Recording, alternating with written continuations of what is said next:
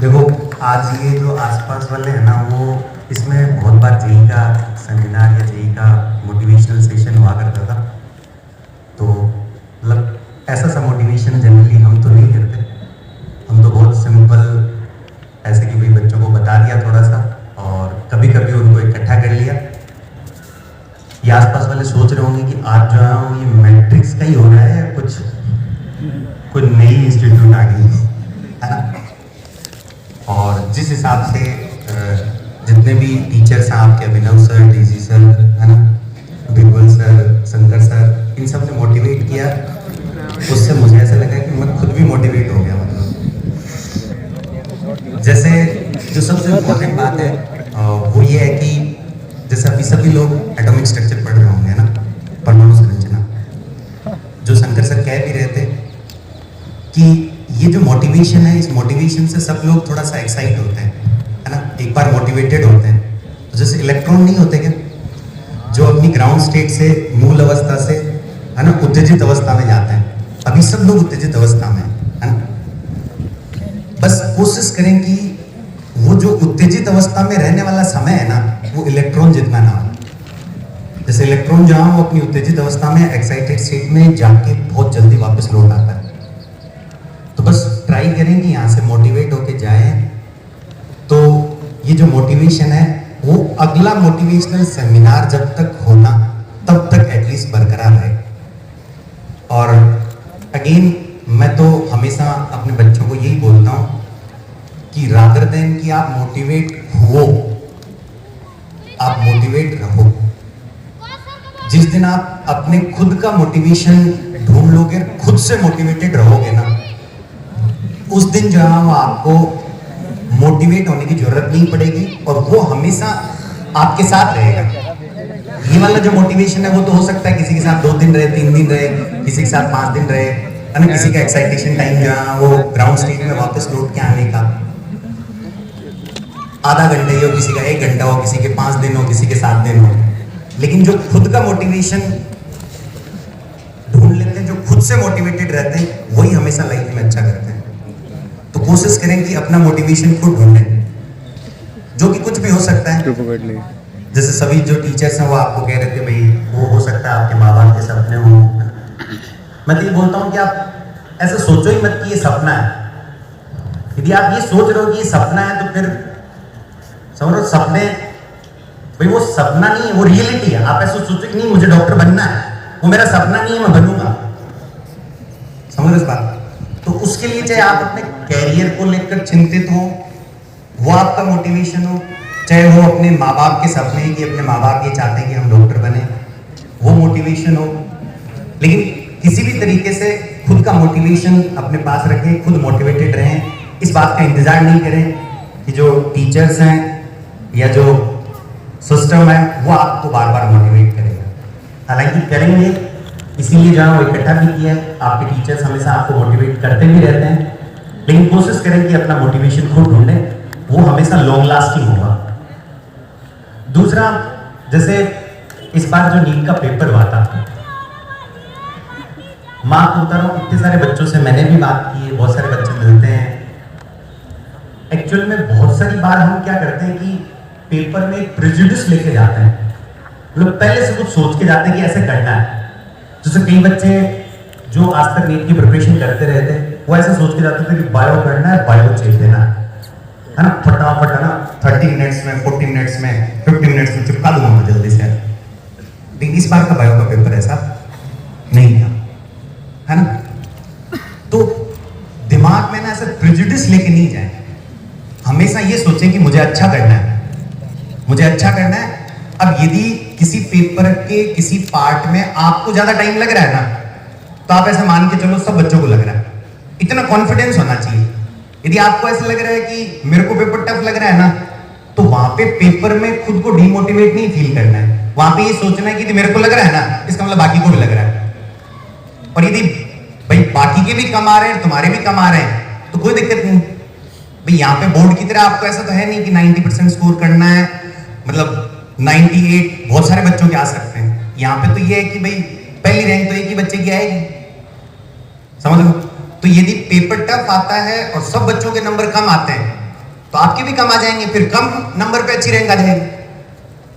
तो इसलिए पेपर में पहले से कोई प्रेजुडिस लेके नहीं जाए।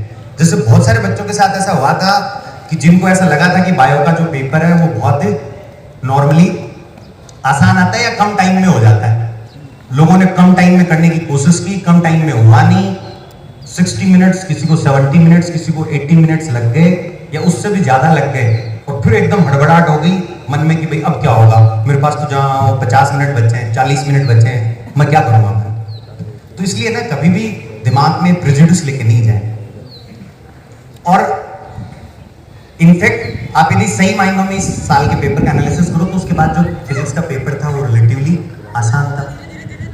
तो यदि आप में कॉन्फिडेंस है और आपको बायो में जितना टाइम आप सोच रहे थे उससे ज्यादा लग गया, तो आप बचे हुए टाइम में एक्चुअल में जो फिजिक्स और केमिस्ट्री को पूरा कर पाते। लेकिन उस समय कॉन्फिडेंस रहता नहीं है, हड़बड़ाहट हो जाती है और हम लोग अच्छा नहीं कर पाते।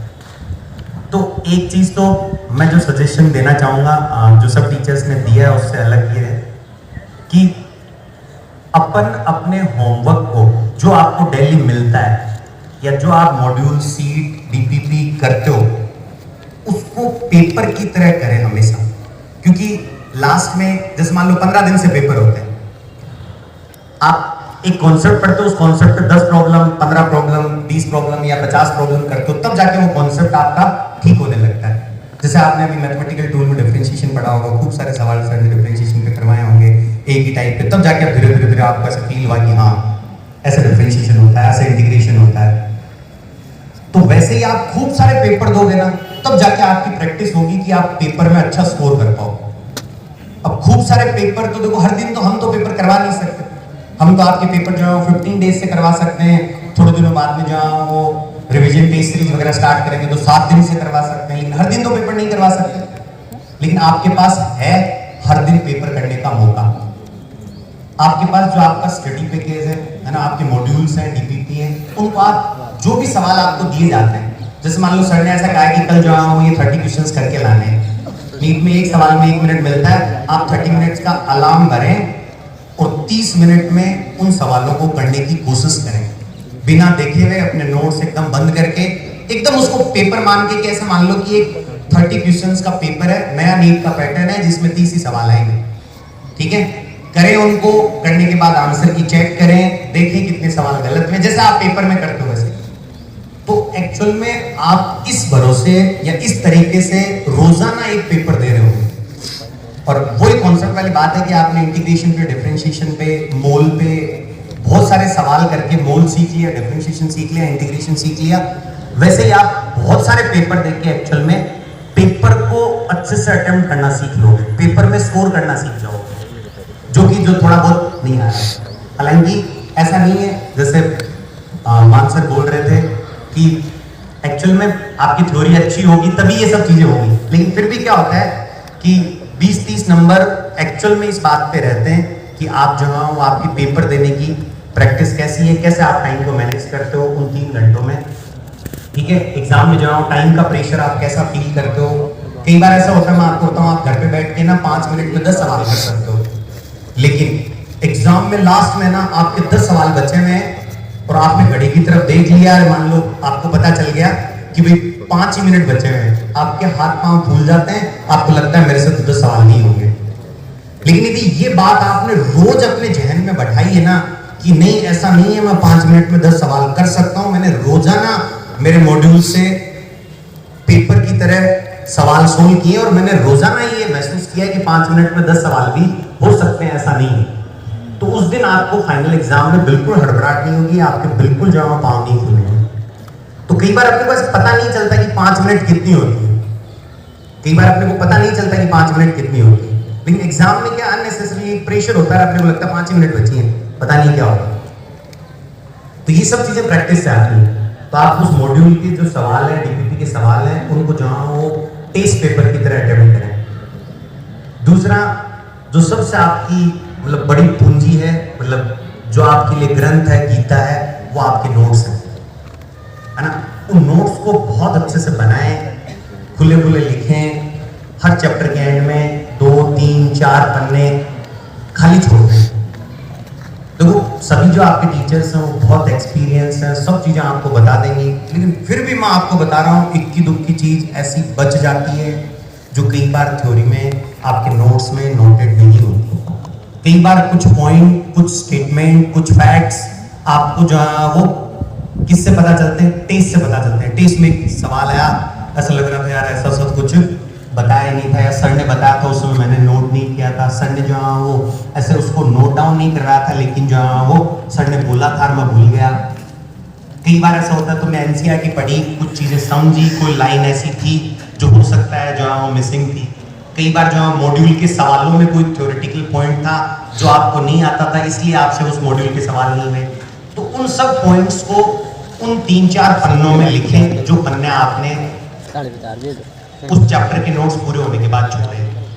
बिल्कुल जाओ, जब इतना पैसा खर्च कर रहे हो तो ऐसा नहीं सोचें कि वो जो 3-4 पन्ने हैं वो क्यों नहीं, घर वालों को ज़्यादा पैसे खर्च हो जाएंगे, तो वो 2-3 पन्ने छोड़े, अपने नोट्स कंप्लीट अच्छे से बनाएं, ठीक है। बाकी